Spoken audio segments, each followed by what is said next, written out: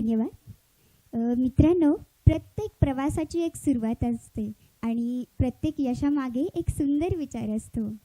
तर या प्रवासाची सुरुवात आणि या यशामागचे सुंदर विचार सांगण्यासाठी, या कार्यक्रमाची प्रस्तावना करण्यासाठी मी प्रवीण सरांना विनंती करते. आणि तुम्हाला सांगायचं तर ज्या व्यक्तीने एखादं पद घेतलं ती व्यक्ती कधीच मोठी नसते. मोठी तर ती व्यक्ती असते की ज्यांना सोबत घेऊन, इतरांना सोबत घेऊन त्यांना मोठं केलं. आणि हे अशीच आपले प्रवीण सर आहे. बालपणापासूनच जरी त्यांचे पंख छोटे असले तरी आकाशामध्ये गरुडासारखी झेप घेण्याची त्यांची इच्छा होती आणि तीच त्यांनी केलेली आहे. त्यांचं 10वीपर्यंतचं शिक्षण मिरज ब्लाइंड स्कूलमध्ये झालं आणि बाकी शिक्षण पुणे येथील मॉडर्न कॉलेजमध्ये झालं. तर अधिक माहिती त्यांना प्रस्तावना सांगण्याकरिता मी विनंती करते. चला, नमस्कार सर्वांना. कसं काय, बरं आहे ना? म्हणजे तुम्हाला बोर व्हायला नको अजिबात, आहे की नाही? तर प्रस्तावना म्हणजे आता काय करावी. स्वरगंधारचा प्रवास खूप वेगळा आहे. गेल्या 15 वर्ष आपण हा सांस्कृतिक क्षेत्रामध्ये काम करत असताना आपण कोणत्याही संस्थेचं म्हणून रजिस्ट्रेशन केलेलं नाही आणि लोकविश्वासावरती चाललेलं स्वरगंधार 15 वर्ष आपल्यासोबत आहे. ही पहिली गोष्ट आहे.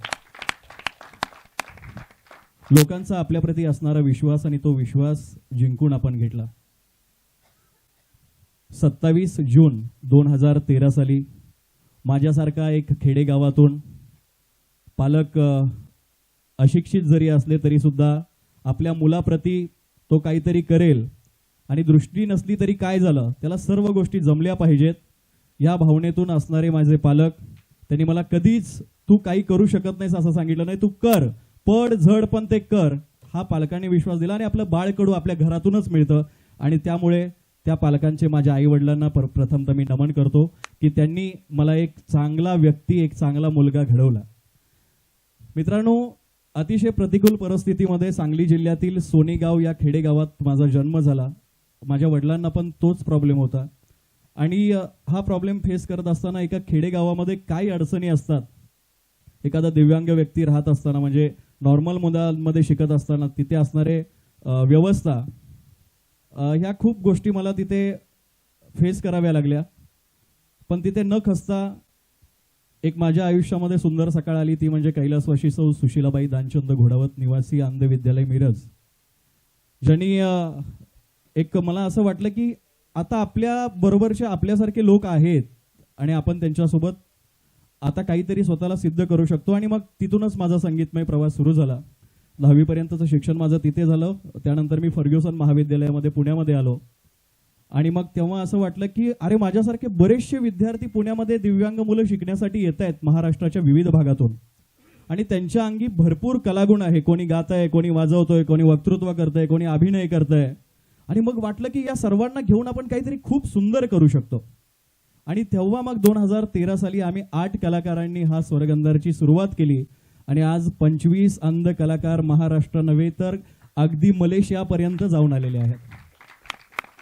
हा प्रवास सोपा नाहीये. या प्रवासामध्ये भरपूर अडथळे आले, खूप चांगले वाईट लोक भेटत गेले. मात्र आपला उद्देश हा प्रामाणिक होता आणि त्यामुळेच खूप चांगले लोक आज 15 वर्षापासून आपल्यासोबत जोडले गेलेले आहेत.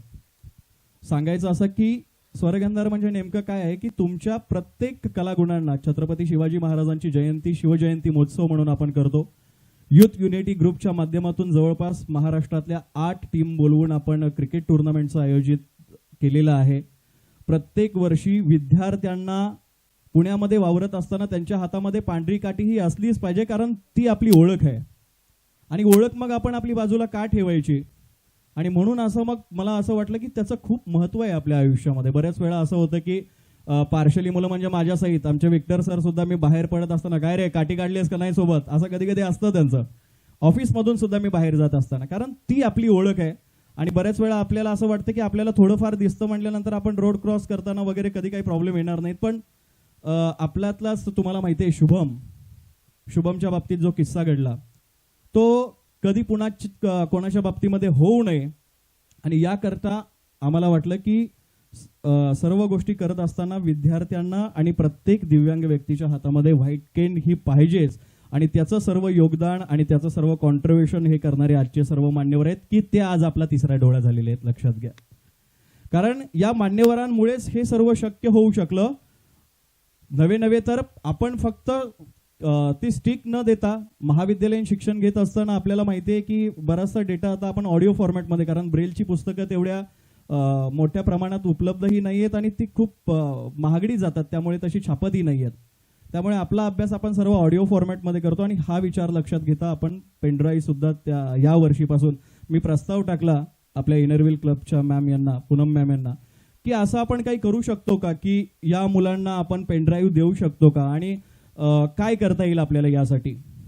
सुरुवातीला ठीक आहे, आमच्याकडून कसं शक्य होईल तसं माहिती नाही, कारण मला वाटतं की जूनच्या अखेरीस ते ऑडिट असतं प्रत्येक वेळेस, पण तरी सुद्धा एक जागृत व्यक्ती ज्याला आपण म्हणू त्या सर्व जागृत व्यक्तींनी पुढे येऊन आपल्या सर्वांसाठी भरघोस असा सपोर्ट केला. त्यांच्यासाठी आपण जोरदार टाळ्या दिल्याच पाहिजेत.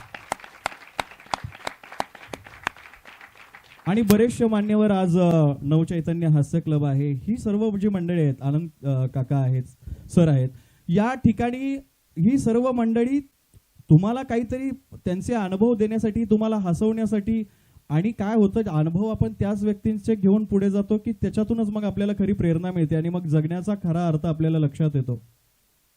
आणि हाच प्रवास आपला अखंडित सुरू राहण्याकरता तुम्ही सर्वजण, मला वाटतं वाघोली,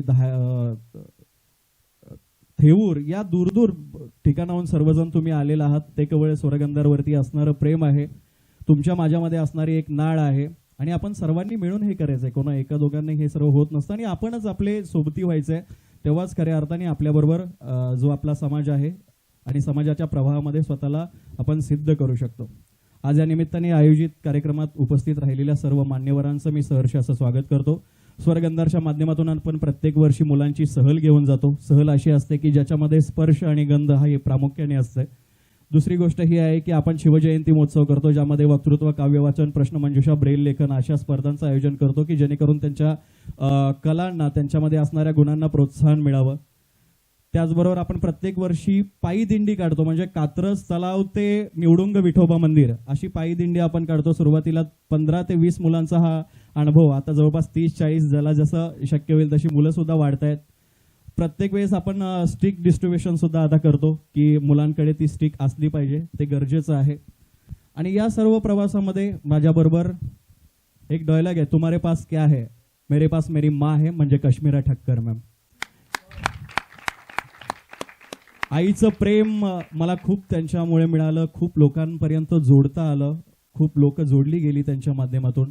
आणि त्यांनी मला खूप, म्हणजे मी काय होतो आणि मी काय झालो, जे काय आहे ते मी त्यांच्यामुळे आहे. आणि त्यामुळेच मला त्यांना मनापासून धन्यवाद द्यायचे आहेत.